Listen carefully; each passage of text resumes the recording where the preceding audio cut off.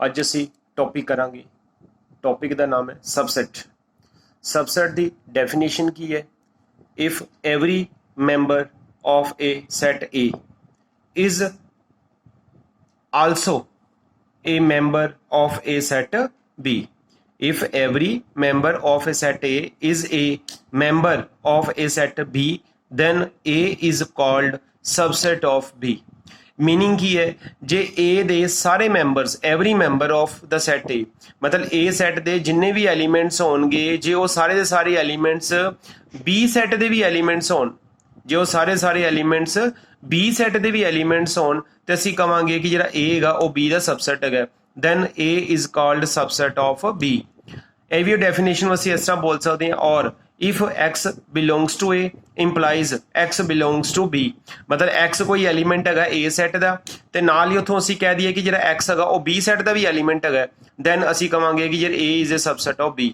a is a subset of b। Subset ਦਾ sign ਹੈਗਾ ਜਿਸ ਤਰ੍ਹਾਂ c ਦਾ ਸਾਈਨ ਪਾਇਆ ਹੁੰਦਾ, ਇਹ सबसेट ਦਾ ਸਾਈਨ ਹੈ, ਲਿਖਿਆ ਮੈਂ ਸਾਈਡ ਤੇ, ठीक है, इनू सबसेट कहते हैं, ठीक है, याद रखना होगा सबसेट का साइन इस तरह का होंगे सबसेट। एग्जाम्पल की है, लैट मान लो ए सैट है साडे कोल, उहदे अंदर तीन एलीमेंट्स है 1 2 3। ए सैट है उहदे च तीन एलीमेंट्स है 1 2 3। बी सैट है उहदे च चार एलीमेंट्स है 1 2 3 4।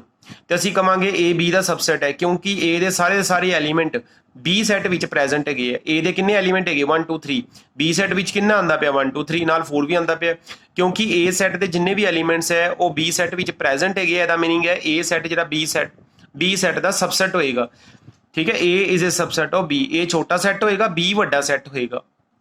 ए दे सारे एलीमेंट बी विच प्रेजेंट होण ते असीं कहांगे ए बी का सबसेट होएगा। सबसेट दी सिंपल डेफिनेशन यही है, कोई सैट दूजे सैट का सबसेट उदों ही हुंदा जदों पहले सैट के सारे एलीमेंट दूजे सैट विच प्रेजेंट होण। पहले सैट के जिन्ने भी एलीमेंट्स है जे दूसरे सैकेंड सैट विच प्रेजेंट होण ते इहदा मीनिंग है पहला सैट दूजे सैट का सबसेट होएगा। नैक्सट मेरे को डेफिनेशन हैगी है प्रोपर सबसेट की।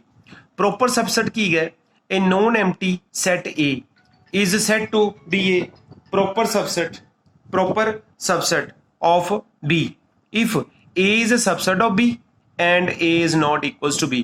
कोई सैट A B का प्रॉपर सबसेट कदों होएगा जदों A B का सबसेट होवे, मतलब A दे सारी एलीमेंट B विच प्रेजेंट होण पर जिहड़ा A और B दे इक्वल ना होवे। नैक्सट डेफिनेशन पावर सैट दी। पावर सैट दी की डेफिनेशन है, the power set of a finite set A finite set is the set of all subsets of the given set. कोई भी जिहड़ा गिवन सैट होएगा उहदे जिन्ने भी सबसैट्स होणगे, कोई जे भी जिहड़ा गिवन सैट होएगा उहदे जिन्ने भी सबसैट्स होणगे वो सारे सबसैट्स का जिहड़ा सैट होएगा उहनूं असीं पावर सैट कहंदे हां। The power set of a finite set is the set of all subsets of the given set.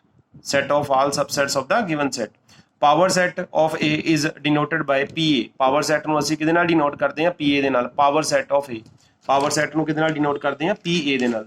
Power set की डेफिनेशन सिंपल है होंदी है, सैट ऑफ ऑल द सबसैट्स, जिन्ने भी सबसैट्स होणगे उन्हां दा जिहड़ा सैट होएगा उन्होंने असीं पावर सैट कहंदे हां, ठीक है। नैक्सट देखो एक नोट है मेरे कोल, नोट की गई है, if A has n elements, जे कोई सैट है जिहदे n एलीमेंट्स है, if A has n elements then number of subsets of A is 2 raised to power n। ਇਹ ਫਾਰਮੂਲਾ ਹੈ, ਜੇ ਕੋਈ ਸੈਟ ਹੈ A ਉਹਦੇ ਅੰਦਰ n ਐਲੀਮੈਂਟਸ ਹੈਗੇ ਹੈ ਤੇ ਉਹਦੇ ਟੋਟਲ ਨੰਬਰ ਆਫ ਸਬਸੈਟਸ ਕਿੰਨੇ ਹੋਣਗੇ? 2 raised to power n। ਉਹਦੇ ਟੋਟਲ ਨੰਬਰ ਆਫ ਸਬਸੈਟਸ ਕਿੰਨੇ ਹੋਣਗੇ? 2 raised to power n।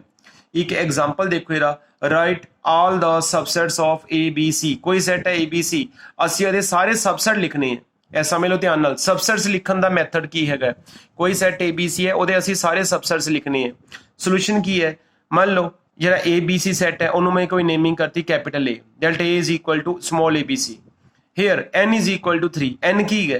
n हैगा जिन्ने नंबर ऑफ एलीमेंट्स है। हुण ਇਹਦੇ ਵਿੱਚ किन्ने एलीमेंट्स है? 3। A B C total 3 elements है। ਇਹਦਾ मीनिंग n किन्ना आ गया? 3।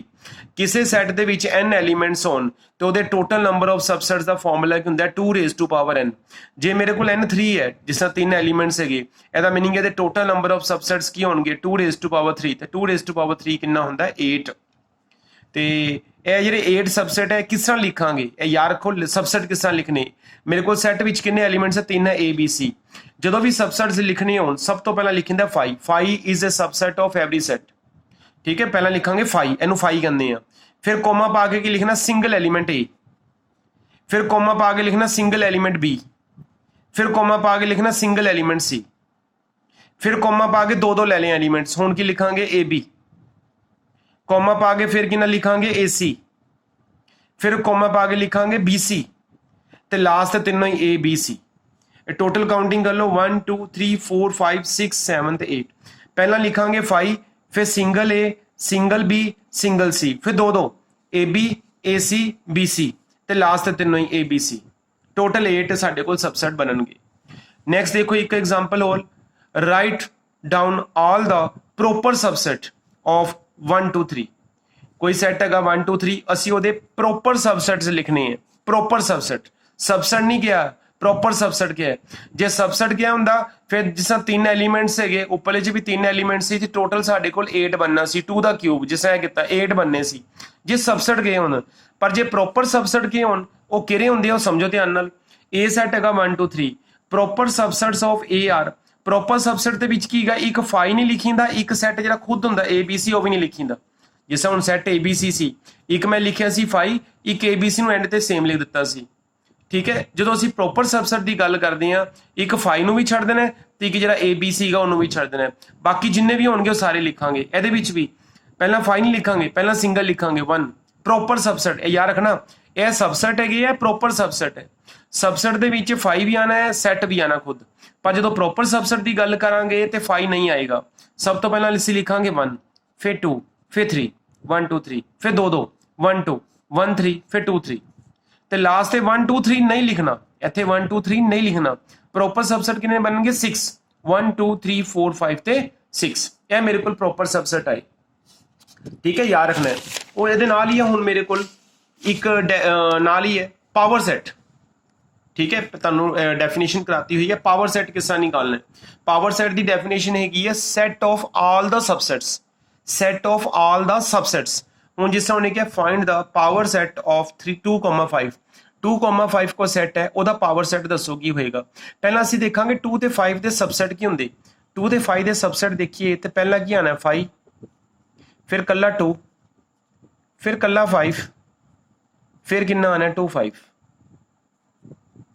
ਇਹ ਸਾਰੇ ਸਬਸੈਟ ਹੋ ਗਏ ਜਿੰਨੇ ਵੀ ਇਹ ਸਾਰੇ ਸਬਸੈਟ ਆਏ ਹੈ ਜੇ ਇਹਨਾਂ ਨੂੰ ਮੈਂ ਸੈਟ ਦੇ ਵਿੱਚ ਲਿਖਦਾ ਸੈਟ ਦਾ ਮਤਲਬ ਇਹਨਾਂ ਨੂੰ ਮੈਂ ਜੇ ਕਰਲੀ ਬ੍ਰੈਕਟ ਲਿਖਦਾ ਤੇ ਇਹਨੂੰ ਪਾਵਰ ਸੈਟ ਕਹਿੰਦੇ ਆ ਇਹ ਲਿਖਿਆ ਆਨਸਰ ਜੇ A ਸੈਟ ਹੈਗਾ 2 5 ਮੈਂ ਪਾਵਰ ਸੈਟ ਆਫ A ਲਿਖਣਾ ਹੈ ਸਭ ਤੋਂ ਪਹਿਲਾਂ ਲਿਖਾਂਗਾ 5 ਇਹਦੇ ਸਬਸੈਟ ਲਿਖਣ ਲੱਗਿਆ ਪਹਿਲਾਂ 5 ਫਿਰ 2 ਫਿਰ 5 ਫਿਰ 2 5 ਤੇ ਸਾਰਿਆਂ ਨੂੰ ਕੱਲਾ ਇਕੱਠਾ ਕਿਹਦੇ ਚ ਪਾ ਦੇਣਾ ਕਰਲੀ ਬ੍ਰੈਕਟ ਚ ਕਰਲੀ ਬ੍ਰੈਕਟ ਦਾ ਮਤਲਬ ਹੈਗਾ ਕਿ ਇਹ ਸੈਟ ਹੋ ਗਿਆ ਕਰਲੀ ਬ੍ਰੈਕਟ ਦਾ ਮੀਨਿੰਗ ਹੁੰਦਾ ਹੈ ਕਿ ਇਹ ਸੈਟ ਹੈਗਾ ਪਾਵਰ ਸੈਟ ਦੀ ਇਹੋ ਡੈਫੀਨੇਸ਼ਨ ਹੈ एक और देखते हैं पावर सेट की example find the power set of एक 1 है एक 4 है वो ऑलरेडी करली ब्रैकेट च 1,4 करली ब्रैकेट च ओदा पावर सेट दसना है ए सेट है 1 ते 4 पावर सेट ऑफ ए की आएगा पहले लिखांगे 5 फिर लिखांगे 1 ਨੂੰ करली ब्रैकेट फिर ਜਿਹੜਾ 4 ਹੈਗਾ करली ब्रैकेट ਚ ਉਹਨੂੰ ਇੱਕ ਹੋਰ करली ब्रैकेट ਚ ਲਿਖਾਂਗੇ ਤੇ ਕੋਮਾ ਪਾ ਕੇ ਫਿਰ 1 4 ਨੂੰ ਵੀ करली ब्रैकेट ਚ ਲਿਖਾਂਗੇ ਇਕੱਠਾ ਤੇ ਸਾਰਾ ਕਿਹਦੇ ਚ ਆਵਾਂਗੇ ਸਾਰਾ ਕਰਲੀ ਬ੍ਰੈਕਟ ਪਾਵਰ ਸੈਟ ਦਾ ਮੀਨਿੰਗ ਹੈ ਜਿੰਨੇ ਵੀ ਇਹਦੇ ਸਬਸੈਟ ਹੋਏ ਹੁਣ ਜਿਸ ਤਰ੍ਹਾਂ 1 ਤੇ ਇਹਦੇ ਸਬਸੈਟ ਕੀ ਹੋਣਾ ਸੀ ਪਹਿਲਾਂ 5 ਆਣਾ ਸੀ ਕਿਉਂਕਿ ਫਿਰ 4 ਆਣਾ ਸੀ ਇਹ 1 ਆਣਾ ਫਿਰ 4 ਆਣਾ 4 ਆਲਰੇਡੀ ਕਰਲੀ ਬ੍ਰੈਕਟ ਚ ਇਸ ਲਈ ਦੋ ਕਰਲੀ ਬ੍ਰੈਕਟਸ ਆਣਗੀਆਂ ਫਿਰ 1 ਤੇ 4 ਦੋਨੋਂ ਹੀ ਆਣੇ 1 ਤੇ 4 ਠੀਕ ਹੈ ਇਹ ਦੋਨੋਂ ਹੀ ਆਣੇ ਕਰਲੀ ਬ੍ਰੈਕਟ ਚ ਤੇ ਸਾਰੇ ਨੂੰ ਜੇ ਕਰਲੀ ਬ੍ਰੈਕਟ ਚ ਵਾਵਾਂਗੇ ਤੇ ਉਹ ਸਾਡੇ ਕੋਲ ਪਾਵਰ ਸੈਟ ਆਫ ਏ ਹੋਏਗਾ ਇਹਦੇ ਨਾਲ ਦੇ ਸਮਸ ਬੱਚਿਆਂ ਨੇ ਟਰਾਈ ਕਰਨੇ ਆ ਸਮ ਕੀ ਗੱਲ list all the subsets of the set ਇਹ ਇੱਕ ਸੈਟ ਹੈ -1 0 1 ਇਹਦੇ ਸਾਰੇ ਸਬਸੈਟ ਲਿਖਣੇ ਆ ਹੁਣ ਜਿਸ ਇਹਦੇ ਅੰਦਰ ਕਿੰਨੇ ਐਲੀਮੈਂਟਸ ਹੈਗੇ 3 ਸਬਸੈਟ ਗਿਆ ਮੈਂ ਸਬਸੈਟ ਜਿਸ ਤਰ੍ਹਾਂ ਪਹਿਲੀ ਐਗਜ਼ਾਮਪਲ ਕਰਾਈ ਸੀ ਪਹਿਲੇ ਇਹਦੇ ਟੋਟਲ ਐਲੀਮੈਂਟਸ ਕਿੰਨੇ ਹੈਗੇ 3 ਇਹਦਾ ਮੀਨਿੰਗ ਟੋਟਲ ਸਬਸੈਟ ਕਿੰਨੇ ਹੋਣਗੇ 2⁻³ 8 ਹੋਣਗੇ ਠੀਕ ਹੈ ਇਸ ਤਰ੍ਹਾਂ ਹੀ 1 2 3 ਇਹਦੇ ਵੀ ਸਬਸੈਟ ਇਹਦੇ ਵੀ ਸਬਸੈਟ ਇਹ A ਹੈ ਇਹਦੇ ਵੀ ਸਬਸੈਟ ਇਹਦੇ ਵਿੱਚ ਮੈਂ ਪਾਵਰ ਸੈਟ ਕਿਹਾ ਹੈ ਪਾਵਰ ਸੈਟ ਮੀਨਿੰਗ ਜਿਸ ਤਰ੍ਹਾਂ ਉੱਪਰਲੀਆਂ ਐਗਜ਼ਾਮਪਲਸ ਕਿਤੇ ਇੱਕ ਹੈ ਠੀਕ ਹੈ ਪਾਵਰ ਸੈਟ ठीक है पावर सेट दसना है पावर सेट निकालने दोनों दे ये दोनों सम कंप्लीट करने जे नाल सारे पार्ट्स नेक्स्ट है मेरे को एक डेफिनेशन है इंटरवल्स दी इंटरवल्स किन्नी तरह दे हुंदे है let A and B be two distinct real numbers with a less than b। ਮੰਨ ਲਿੱਤੇ ਮੇਰੇ ਕੋਲ a ਤੇ b ਕੋਈ ਦੋ ਰੀਅਲ ਨੰਬਰ ਹੈ, ਨਾਲ ਮੈਂ ਅਸਿਊਮ ਕਰ ਲਿੱਤਾ ਕਿ a b ਤੋਂ ਛੋਟਾ ਹੈਗਾ, a less than b, a less than b। ਪਹਿਲੀ ਡੈਫੀਨੇਸ਼ਨ ਹੈਗੀ ਇੰਟਰਵਲ ਦੀ, ਇਹਨੂੰ ਕਹਿੰਦੇ ਓਪਨ ਇੰਟਰਵਲ। ਓਪਨ ਇੰਟਰਵਲ ਵਾਸਤੇ ਅਸੀਂ ਇਹ ਵਾਲੀ ਬ੍ਰੈਕਟ ਯੂਜ਼ ਕਰਦੇ ਹਾਂ, ਇਹ ਵਾਲੀ, ਠੀਕ ਹੈ। ਓਪਨ ਇੰਟਰਵਲ ਵਾਸਤੇ ਅਸੀਂ ਇਹ ਵਾਲੀ ਬ੍ਰੈਕਟ ਯੂਜ਼ ਕਰਦੇ ਹਾਂ। ਬ੍ਰੈਕਟ ਦਾ ਚੰਗੀ ਤਰ੍ਹਾਂ ਖਿਆਲ ਰੱਖਣਾ ਹੈ। ਓਪਨ ਇੰਟਰਵਲ AB ਦੀ ਡੈਫੀਨੇਸ਼ਨ ਹੈਗੀ, ਇਹਦੇ ਵਿੱਚ ਕਿਸ ਤਰ੍ਹਾਂ ਦੇ ਐਲੀਮੈਂਟਸ ਹੋਣਗੇ, x ਸੱਚ that a less than x less than b। ਇਹ ਤੁਹਾਨੂੰ ਐਗਜ਼ਾਮਪਲ ਨਾਲ ਮੈਂ ਦੱਸਦਾ ਵਾਂ। ਮੰਨ ਲਓ ਮੈਂ ਲਿਖਿਆ ਹੈ 2,5, ਇਹਦਾ ਮੀਨਿੰਗ ਹੁੰਦਾ ਹੈ 2 less than x less then 5। ਇਹਦਾ ਮਤਲਬ ਹੈਗਾ ਕਿ ਅਸੀਂ 2 ਤੋਂ ਲੈ ਕੇ 5 ਦੇ ਵਿਚਕਾਰ ਜਿੰਨੇ ਵੀ ਨੰਬਰਸ ਹੈਗੇ ਸਾਰੇ ਲਿਖ ਸਕਦੇ ਹਾਂ, ਪਰ 2 ਤੇ 5 ਨਹੀਂ ਲੈ ਸਕਦੇ। ਓਪਨ ਇੰਟਰਵਲ ਦੇ ਵਿੱਚ ਜਿਹੜੇ ਇਹ ਵਾਲੇ ਐਂਡ ਪੁਆਇੰਟ ਹੁੰਦੇ ਇਹ ਇਨਕਲੂਡ ਨਹੀਂ ਹੁੰਦੇ, ਮਤਲਬ ਐਂਡ ਪੁਆਇੰਟ ਨੂੰ ਅਸੀਂ ਨਹੀਂ ਲੈ ਸਕਦੇ। 2.1 ਲੈ ਲਓ, 2.2 ਲੈ ਲਓ, 3 ਲੈ ਲਓ, 4 ਲੈ ਲਓ, 4.1 ਲੈ ਲਓ, ਪਰ 5 ਜਾਂ 2 ਨਹੀਂ ਲੈਣਾ, ਠੀਕ ਹੈ। ਓਪਨ ਇੰਟਰਵਲ ਦੇ ਵਿੱਚ ਜਿਹੜੇ ਇਹ ਵਾਲੇ ਐਂਡ ਪੁਆਇੰਟ ਹੁੰਦੇ A ਤੇ B ਇਹ ਇਨਕਲੂਡ ਨਹੀਂ ਹੁੰਦੇ, ਇਹਨਾਂ ਨੂੰ ਨਹੀਂ ਲੈਣਾ ਹੁੰਦਾ। ਨੈਕਸਟ ਹੈਗਾ ਕਲੋਜ਼ਡ ਇੰਟਰਵਲ। ਕਲੋਜ਼ ਇੰਟਰਵਲ ਵਾਸਤੇ ਅਸੀਂ ਇਹ ਬ੍ਰੈਕਟ ਯੂਜ਼ ਕਰਦੇ ਹਾਂ, ਕਲੋਜ਼ ਇੰਟਰਵਲ। ਕਲੋਜ਼ ਇੰਟਰਵਲ ਦੀ ਕੀ ਡੈਫੀਨੇਸ਼ਨ ਹੈਗੀ ਹੈ, ਇਹਦੇ ਵਿੱਚ ਕਿਸ ਤਰ੍ਹਾਂ ਦੇ ਐਲੀਮੈਂਟਸ ਹੋਣਗੇ, x ਦੀ ਫਾਰਮ 'ਚ such that a less than equals to x less than equals to y। ਇਹ ਸਾਈਨ ਹੈਗਾ less than or equals to, less than or equals to b। ਜਿਸ ਤਰ੍ਹਾਂ ਇੱਕ ਐਗਜ਼ਾਮਪਲ ਲਿਖਦਾ ਵਾਂ 2,5 ਕਲੋਜ਼ ਇੰਟਰਵਲ 'ਚ ਲਿਖਿਆ ਹੈ, ਇਹਦਾ ਮੀਨਿੰਗ ਹੁੰਦਾ ਹੈ 2 less than equals to x less than equals to 5। ਇਹਦਾ ਮਤਲਬ ਹੈਗਾ ਕਿ ਅਸੀਂ 2 ਤੋਂ ਲੈ ਕੇ 5 ਦੇ ਵਿਚਕਾਰ ਕੋਈ ਵੀ ਨੰਬਰ ਲੈ ਸਕਦੇ ਹਾਂ ਤੇ 2 ਤੇ 5 ਵੀ ਲੈ ਸਕਦੇ ਹਾਂ। ਕਲੋਜ਼ ਇੰਟਰਵਲ ਵਿੱਚ ਐਂਡ ਪੁਆਇੰਟ ਇਨਕਲੂਡ ਹੁੰਦੇ ਆ, ਜਿਹੜੇ ਇਹ 2 ਤੇ 5 ਹੈਗੇ ਇਹਨਾਂ ਨੂੰ ਇਨਕਲੂਡ ਕਰਾਂਗੇ, ਇਹ ਲੈ ਸਕਦੇ ਹਾਂ। 2 ਵੀ ਲੈ ਸਕਦੇ ਹਾਂ, 5 ਵੀ ਲੈ ਸਕਦੇ ਹਾਂ, 2.1 2.2 3 4 4.1 ਕੁਝ ਵੀ ਲੈ ਸਕਦੇ ਹਾਂ, 2 5 ਵੀ ਲੈ ਸਕਦੇ ਹਾਂ, ਪਰ ਓਪਨ ਇੰਟਰਵਲ 'ਚ 2 5 ਨਹੀਂ ਲੈ ਸਕਦੇ। ਐਂਡ ਪੁਆਇੰਟ ਇਨਕਲੂਡ ਨਹੀਂ ਹੁੰਦੇ, ਕਲੋਜ਼ਡ ਇੰਟਰਵਲ ਵਿੱਚ ਐਂਡ ਪੁਆਇੰਟ ਇਨਕਲੂਡ ਹੁੰਦੇ। ਤੀਜਾ ਮੇਰੇ ਕੋਲ ਇੰਟਰਵਲ ਹੈਗਾ ਜਿਹਨੂੰ ਕਹਿੰਦੇ ਆ ਸੈਮੀ ਕਲੋਜ਼ਡ, ਜਾਂ ਫਿਰ ਅਸੀਂ ਇਹ ਵੀ ਬੋਲ ਸਕਦੇ ਹਾਂ ਸੈਮੀ ਓਪਨ।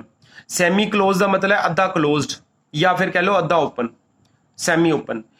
ਇਧਰੋਂ ਮੇਰੇ ਕੋਲ ਹੈਗਾ A, ਇਹਦੇ ਨਾਲ ਕਲੋਜ਼ ਇੰਟਰਵਲ ਹੈ, B ਦੇ ਨਾਲ ਮੇਰੇ ਕੋਲ ਓਪਨ ਇੰਟਰਵਲ ਹੈ। ਜਿੱਧਰ ਕਲੋਜ਼ ਇੰਟਰਵਲ ਹੋਏਗਾ ਉਹਦੇ ਨਾਲ ਇਕੁਐਲਿਟੀ ਦਾ ਸਾਈਨ ਆਣਾ ਹੈ, ਜਿੱਧਰ ਓਪਨ ਇੰਟਰਵਲ ਹੈਗਾ ਉਹਦੇ ਨਾਲ ਇਕੁਐਲਿਟੀ ਦਾ ਸਾਈਨ ਨਹੀਂ ਆਣਾ। ਤੁਹਾਨੂੰ ਇੱਕ ਐਗਜ਼ਾਮਪਲ ਦੱਸਦਾ ਮੈਂ, ਇਹੋ 2 5 ਲਈ ਦੱਸਣ ਲੱਗਿਆ। 2 ਕਲੋਜ਼ ਇੰਟਰਵਲ 'ਚ ਹੈ, ਜਿਹੜਾ 5 ਹੈਗਾ ਉਹ ਓਪਨ ਇੰਟਰਵਲ 'ਚ ਹੈ। ਇਹਨੂੰ ਅਸੀਂ ਕਿਸ ਤਰ੍ਹਾਂ ਲਿਖ ਸਕਦੇ ਹਾਂ, 2 less than equals to x, ਕਿਉਂਕਿ 2 ਦੇ ਨਾਲ ਕਲੋਜ਼ ਇੰਟਰਵਲ ਹੈ, ਲੈਸ ਦੈਨ 5, ਇਹਦੇ ਨਾਲ ਇਕੁਐਲਿਟੀ ਦਾ ਸਾਈਨ ਨਹੀਂ ਆਣਾ ਕਿਉਂਕਿ 5 ਨਾਲ ਓਪਨ ਇੰਟਰਵਲ ਹੈ। ਜਿਹੜਾ ਓਪਨ ਇੰਟਰਵਲ ਹੋਵੇ ਉਹਨੂੰ ਇਨਕਲੂਡ ਨਹੀਂ ਕਰੀਂਦਾ, ਜਿਹੜਾ ਕਲੋਜ਼ਡ ਇੰਟਰਵਲ ਹੋਵੇ ਉਹਨੂੰ ਇਨਕਲੂਡ ਕਰੀਂਦਾ। ਇਹਦਾ ਮਤਲਬ ਹੈਗਾ ਕਿ x ਦੀ ਵੈਲਿਊ 2 ਵੀ ਹੋ ਸਕਦੀ ਹੈ, 3 ਵੀ, ਪੁਆਇੰਟ ਵਿੱਚ ਵੀ ਹੋ ਸਕਦੀ ਹੈ, ਕੋਈ ਵੀ 2.1 3.1 4.5 4.6, ਪਰ 5 ਨਹੀਂ ਹੋ ਸਕਦੀ ਕਿਉਂਕਿ 5 ਓਪਨ ਇੰਟਰਵਲ ਹੈਗਾ। 2 ਇਨਕਲੂਡ ਹੈ, 2 ਲੈ ਸਕਦੇ ਆ ਪਰ 5 ਨਹੀਂ ਲੈ ਸਕਦੇ। ਇਹਨੂੰ ਸੈਮੀ ਓਪਨ ਵੀ ਕਹਿੰਦੇ ਆ, ਜਿਸ ਤਰ੍ਹਾਂ ਹੁਣ A ਓਪਨ 'ਚ ਹੈ, B ਕਲੋਜ਼ਡ 'ਚ। A less than x less than equals to B। ਇਹਦਾ ਮਤਲਬ ਹੈਗਾ ਕਿ A ਨਹੀਂ ਅਸੀਂ ਇਨਕਲੂਡ ਕਰਨਾ, B ਇਨਕਲੂਡ ਕਰਨਾ ਹੈਗਾ। B ਅਸੀਂ x ਦੀ ਵੈਲਿਊ B ਹੋ ਸਕਦੀ ਹੈ ਪਰ A ਨਹੀਂ ਹੋ ਸਕਦੀ। ਇੱਕ ਐਗਜ਼ਾਮਪਲ ਦੇਖੋ ਇਹ ਇੰਟਰਵਲਸ ਦੇ ਨਾਲ ਦੀ, write the following subsets of R ਦਾ ਮਤਲਬ ਹੁੰਦਾ ਰੀਅਲ ਨੰਬਰਸ ਐਜ਼ ਇੰਟਰਵਲਸ। ਹੁਣ ਜਿਸ ਤਰ੍ਹਾਂ ਪਹਿਲਾ ਹੈਗਾ ਮੇਰੇ ਕੋਲ x such that x belongs to R, x ਕੋਈ ਰੀਅਲ ਨੰਬਰ ਹੈ, ਨਾਲ x ਬਾਰੇ ਕੀ ਕਿਹਾ ਹੈ, 2 less than equals to x less than equals to 16। x ਦੀ ਵੈਲਿਊ 2 ਤੋਂ ਲੈ ਕੇ 16 ਤੱਕ ਹੋ ਸਕਦੀ ਹੈ ਕਿਉਂਕਿ ਇਕੁਐਲਿਟੀ ਦਾ ਸਾਈਨ ਹੈਗਾ, ਇਸ ਲਈ ਇਹਨੂੰ ਕਲੋਜ਼ਡ ਇੰਟਰਵਲ 'ਚ ਲਿਖਾਂਗੇ। ਇਹਨੂੰ ਅਸੀਂ ਇਸ ਤਰ੍ਹਾਂ ਲਿਖ ਸਕਦੇ ਹਾਂ, 2 ਦੇ ਨਾਲ ਇਕੁਐਲਿਟੀ ਦਾ ਸਾਈਨ ਹੈ, ਕਲੋਜ਼ ਇੰਟਰਵਲ ਪਾਵਾਂਗੇ, ਕੋਮਾ 16 ਦੇ ਨਾਲ ਵੀ ਇਕੁਐਲਿਟੀ ਦਾ ਸਾਈਨ ਹੈ, ਉਹਨੂੰ ਵੀ ਕਲੋਜ਼ ਇੰਟਰਵਲ 'ਚ ਪਾਵਾਂਗੇ। ਜੇ ਤੁਹਾਨੂੰ ਕੋਈ ਪੁੱਛੇ ਕਿ ਇਸ ਇੰਟਰਵਲ ਦੀ ਲੈਂਥ ਕੀ ਹੈਗੀ ਹੈ, ਇਹ 6 ਰਾਈਟ ਵਾਲੀ ਵੈਲਿਊਜ਼ ਦੇ ਵਿੱਚੋਂ ਲੈਫਟ ਵਾਲੀ ਵੈਲਿਊ ਮਾਈਨਸ ਕਰ ਦਿਆ ਕਰੋ। ਰਾਈਟ ਵਾਲੀ ਵੈਲਿਊ 16 ਹੈ, ਲੈਫਟ ਵਾਲੀ ਵੈਲਿਊ 2 ਹੈ, 16 ਚੋਂ 2 ਮਾਈਨਸ ਕਰੋਗੇ ਤੇ ਲੈਂਥ ਕਿੰਨੀ ਨਿਕਲ ਆਏਗੀ, 14। ਲੈਂਥ ਕਿੰਨੀ ਨਿਕਲ ਆਏਗੀ, 14। ਸੈਕਿੰਡ ਪਾਰਟ ਹੈ example the, x such that x belongs to R ਨਾਲ -4 ਲੈਸ ਦੈਨ x ਲੈਸ ਦੈਨ 12। ਇਹ ਦੋਨਾਂ ਦੇ ਨਾਲ ਇਕੁਐਲਿਟੀ ਦਾ ਸਾਈਨ ਨਹੀਂ ਹੈਗਾ, ਇਸ ਲਈ ਇਹਨੂੰ ਅਸੀਂ ਓਪਨ ਇੰਟਰਵਲ ਕਵਾਂਗੇ। ਇਹਨੂੰ ਅਸੀਂ ਇਸ ਤਰ੍ਹਾਂ ਲਿਖਾਂਗੇ -4, 12। ਤੇ ਇਹਦੀ ਵੀ ਲੈਂਥ ਵਾਸਤੇ ਰਾਈਟ ਵਾਲੀ ਵੈਲਿਊ 'ਚ ਇਹਨੂੰ ਮਾਈਨਸ ਕਰ ਦਿਓ। ਜਦੋਂ ਅਸੀਂ 12 'ਚੋਂ ਮਾਈਨਸ ਕਰਾਂਗੇ -4, ਮਾਈਨਸ ਮਾਈਨਸ ਪਲੱਸ ਹੋ ਜਾਏਗਾ ਤੇ 12 + 4 ਕਿੰਨਾ ਆ ਜਾਏਗਾ, 16। ਅਗਲੀ ਮੇਰੇ ਕੋਲ ਐਗਜ਼ਾਮਪਲ ਹੈ ਨਾਲ ਹੀ ਸੈਮੀ ਓਪਨ ਕਵਾਂਗੇ ਜਾਂ ਸੈਮੀ ਕਲੋਜ਼ ਇੰਟਰਵਲ ਕਹਿ ਸਕਦੇ ਹਾਂ। ਮੇਰੇ ਕੋਲ ਹੈ x such that x belongs to R 3 less than equals to x less than 6। ਇਹਦੇ ਨਾਲ ਇਕੁਐਲਿਟੀ ਦਾ ਸਾਈਨ, ਇਹਦੇ ਨਾਲ ਨਹੀਂ ਹੈਗਾ। ਜਿਹਦੇ ਨਾਲ ਇਕੁਐਲਿਟੀ ਦਾ ਸਾਈਨ ਉਹਨੂੰ ਕਲੋਜ਼ ਇੰਟਰਵਲ 'ਚ ਲਿਖਾਂਗੇ, 6 ਨਾਲ ਨਹੀਂ ਹੈਗਾ ਉਹਨੂੰ ਕਲੋਜ਼ ਇੰਟਰਵਲ 'ਚ ਨਹੀਂ ਪਾਉਣਾ, ਉਹਨੂੰ ਓਪਨ ਇੰਟਰਵਲ 'ਚ ਪਾਉਣਾ ਹੈ। ਤੇ ਲੈਂਥ ਉਸਾ ਹੀ ਨਿਕਾਲਣੀ ਹੈ, ਰਾਈਟ ਸਾਈਡ 'ਚੋਂ ਲੈਫਟ, ਰਾਈਟ ਵੈਲਿਊ 'ਚੋਂ ਲੈਫਟ ਵਾਲੀ ਵੈਲਿਊ ਮਾਈਨਸ ਕਰ ਜੋ, 6 ਤੋਂ 3 ਮਾਈਨਸ ਕਰਾਂਗੇ, ਲੈਂਥ ਕਿੰਨੀ ਆ ਜਾਏਗੀ 3। ਨੈਕਸਟ ਐਗਜ਼ਾਮਪਲ ਹੈ x such that x belongs to R, -2 less than x less than equals to 9। ਤੇ ਇਹਦੇ ਵਿੱਚ ਵੀ ਇਹਨੂੰ ਅਸੀਂ ਇਹ 2 -2 ਦੇ ਨਾਲ ਇਕੁਐਲਿਟੀ ਦਾ ਸਾਈਨ ਨਹੀਂ, ਇਹਨੂੰ ਓਪਨ ਇੰਟਰਵਲ 'ਚ ਲਿਖਾਂਗੇ। 9 ਦੇ ਨਾਲ ਇਕੁਐਲਿਟੀ ਦਾ ਸਾਈਨ ਹੈ, 9 ਨੂੰ ਕਲੋਜ਼ ਇੰਟਰਵਲ 'ਚ ਲਿਖਾਂਗੇ। ਲੈਂਥ ਕਿੰਨੀ ਆਏਗੀ, 9 ਵਿੱਚੋਂ 2 ਨੂੰ ਮਾਈਨਸ ਕਰਨਾ ਹੈ, -2 ਨੂੰ ਮਾਈਨਸ ਕਰਨਾ ਹੈ, 9 ਵਿੱਚੋਂ ਮਾਈਨਸ ਕਰਨਾ -2 ਨੂੰ, ਮਾਈਨਸ ਪਲੱਸ 9 + 2 ਕਿੰਨਾ ਆਏਗਾ 11, ਲੈਂਥ ਆਏਗੀ 11। ਇਹਦੇ ਨਾਲ ਦੇ ਸਮਸ ਹੈ, ਇਹ ਵੀ ਨਾਲ ਬੱਚੇ ਨੇ ਟਰਾਈ ਕਰਨੀ ਹੈ। ਪਹਿਲਾਂ ਸਬਸੈਟਸ ਵਾਲੇ ਦਿੱਤੇ ਆ, ਫਿਰ ਇਹ ਇੰਟਰਵਲ ਵਾਲੇ ਹੈ, ਜਿਹੜੀਆਂ ਤੁਹਾਨੂੰ ਉੱਪਰ ਐਗਜ਼ਾਮਪਲਸ ਕਰਾਈਆਂ ਇੰਟਰਵਲ ਵਾਲੀਆਂ ਉਹਦੇ ਨਾਲ ਦੀਆਂ। Write the following as intervals, ਇਹਨਾਂ ਨੂੰ ਇੰਟਰਵਲ ਦੀ ਫਾਰਮ 'ਚ ਲਿਖੋ। Also find the length of each interval. ਠੀਕ ਹੈ, ਇਹ ਜਿਹੜੇ ਤੁਹਾਨੂੰ ਉੱਪਰ ਐਗਜ਼ਾਮਪਲਸ ਕਰਾਈਆਂ ਉਹਨਾਂ ਦੇ ਰਿਲੇਟਡ ਸਮਸ ਹੈ, ਇਹ ਵੀ ਨਾਲ ਤੁਸੀਂ ਟਰਾਈ ਕਰ ਲੈਣੇ।